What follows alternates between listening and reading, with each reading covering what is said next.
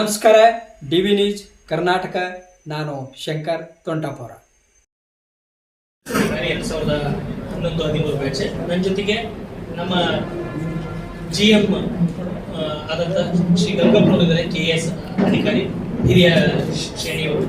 ಆಮೇಲೆ ನಮ್ಮ ಬೆಂಗಳೂರು ಬ್ರಾಂಚಿನ ರುದ್ರೇಶ್ ಅವರಿದ್ದಾರೆ, ಅಕೌಂಟೆಂಟ್ ಸೀನಿಯರ್ ಆಫೀಸರ್ಸ್. ಹಾಗೆಯೇ ನಮ್ಮ ಎಲ್ಲ ಈ ಸೇಲ್ಸ್ ರೆಪ್ರೆಸೆಂಟೇಟಿವ್ ಮತ್ತು ನಮ್ಮ ಸ್ಟಾಫ್ ಬಂದಿದ್ದೀವಿ. ಹಾಗೆಯೇ ಈ ವಿಜಯಪುರದ ಪತ್ರಿಕಾ ಡಿಟರ್ಜೆಂಟ್ 108 ವರ್ಷ ಇತಿಹಾಸ ಇರತಕ್ಕಂತಹ ಕರ್ನಾಟಕದ ಸರ್ಕಾರಿ ಸ್ವಾಮ್ಯದ ಏಕೈಕ ಸಾಬೂನು ಕಾರ್ಖಾನೆ ಆಗಿದೆ. ಶ್ರೀಯುತ ನಾಲ್ವಡಿ ಕೃಷ್ಣರಾಜ ಒಡೆಯರ್ ಅವರ ಒಂದು ವಿಷನ್ ಇಂದ ಅವರ ತಂಡದಲ್ಲಿದ್ದಂಥ ಸರ್ ಎಂ ವಿಶ್ವೇಶ್ವರಯ್ಯ ಮತ್ತು ST ಶಾಸ್ತ್ರಿ ಅವರ ಕನಸಿನ ಕೂಸಾಗಿ ಇದು ಕರ್ನಾಟಕ ಸೋಪ್ಸ್ ಅಂಡ್ ಡಿಟರ್ಜೆಂಟ್ಸ್, ಮೊದಲು ಮೈಸೂರು ಸ್ಯಾಂಡ್ ಅಂತೇಳಿ 1908ರಲ್ಲಿ ಎಲ್ಲ ಶುರುವಾಯಿತು. ಆ ನಂತರ 1954ರಲ್ಲಿ ಬೆಂಗಳೂರಿನಲ್ಲಿ ಕರ್ನಾಟಕ ಸೋಪ್ಸ್ ಅಂಡ್ ಡಿಟರ್ಜೆಂಟ್ಸ್ ಆಗಿ ಇದು ಎಲ್ಲ ಮುಂದುವರಿತಾ ಇತ್ತು.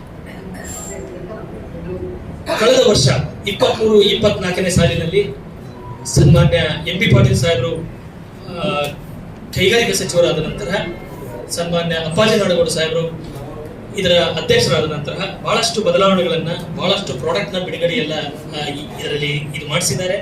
ಹೀಗಾಗಿ ನಮ್ಮ ಆಡಳಿತ ವರ್ಗದವರ ಮತ್ತು ಕಾರ್ಮಿಕ ವರ್ಗದವರ ಶ್ರಮದಿಂದಾಗಿ ಕಳೆದ 23-24 ಸಾಲಿನಲ್ಲಿ 1500 ಕೋಟಿಗಿಂತ ಹೆಚ್ಚಿನ ವಹಿವಾಟನ್ನು ಮಾಡಿ 362 ಕೋಟಿ ನಿವ್ವಳ ಲಾಭವನ್ನ ನಾವು ಪಡ್ಕೊಂಡಿದ್ದೀವಿ ಅಂತ ಹೇಳಲಿಕ್ಕೆ ಹೆಮ್ಮೆ ಅನಿಸುತ್ತೆ.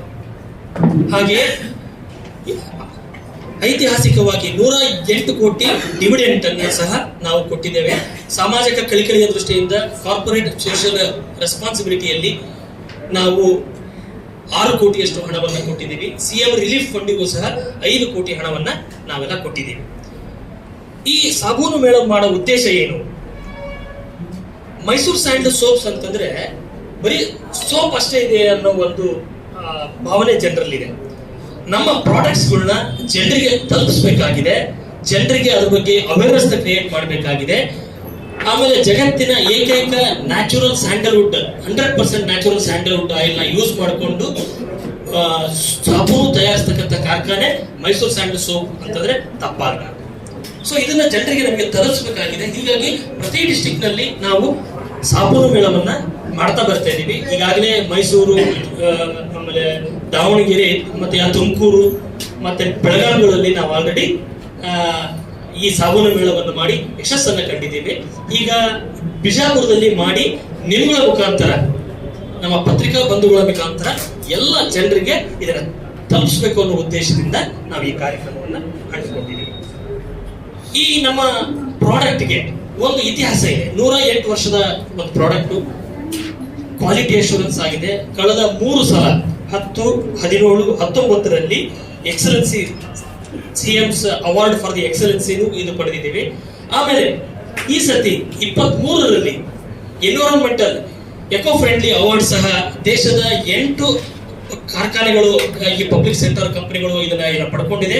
ಅದರಲ್ಲೂ ಸಹ ಕರ್ನಾಟಕದಿಂದ ಏಕೈಕವಾಗಿ ಮೈಸೂರು ಸ್ಯಾಂಡ್ ಸೋಪ್ KSGL ಸಹ ಈ ಪ್ರಶಸ್ತಿಯನ್ನು ಪಡ್ಕೊಂಡಿದೆ ಅಂತ ಹೇಳಕ್ಕೆ ನನಗೆ ಹೆಮ್ಮೆ ಅನ್ಸುತ್ತೆ.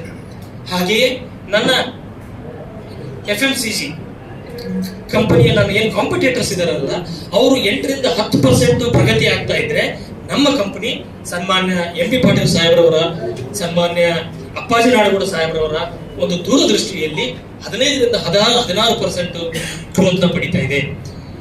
ಈ ಹಿಂದೆ ನಾವು ಕಾಮರ್ಸ್ ಅಲ್ಲಿ ಮಾಡರ್ನ್ ಟ್ರೇಡ್ ಅಲ್ಲಿ ಇರಲಿಲ್ಲ, ಅದನ್ನು ಕೂಡ ನಾವೆಲ್ಲ ಕವರ್ ಮಾಡ್ತಾ ಇದೀವಿ.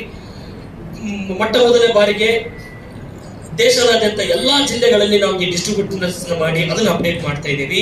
ಹೀಗಾಗಿ ನಮ್ಮ ಈ ಮಾಡರ್ನ್ ಟ್ರೇಡ್ ಮತ್ತು ಕಾಮರ್ಸ್ ಅಲ್ಲಿ ನಾವು 25% ಗ್ರೋತ್ ಕಾಣ್ತಾ ಇದೀವಿ. ಮುಂದಿನ 2 ವರ್ಷಗಳಲ್ಲಿ 500 ಕೋಟಿಯಷ್ಟು ನಾವು ಇದರಲ್ಲೇ ವಹಿವಾಟು ಮಾಡುವ ಒಂದು ನಿರೀಕ್ಷೆಯನ್ನು ಸಹ ನಾವು ಹೊಂದಿದ್ದೇವೆ ಅಂತ ಹೇಳಕ್ಕೆ ನನಗೆ ಹೆಮ್ಮೆ ಅನಿಸುತ್ತೆ. ಆ ನಂತರ ಇಲ್ಲಿ ಬಂದಿರೋ ಇನ್ನೊಂದು ಉದ್ದೇಶ ಏನಪ್ಪಾ ಅಂತಂದ್ರೆ, ನಮ್ಮ ಪ್ರಾಡಕ್ಟ್ಸ್ಗಳನ್ನ ಜನರಿಗೆ ತಲುಪಿಸಬೇಕು ಅನ್ನೋದು.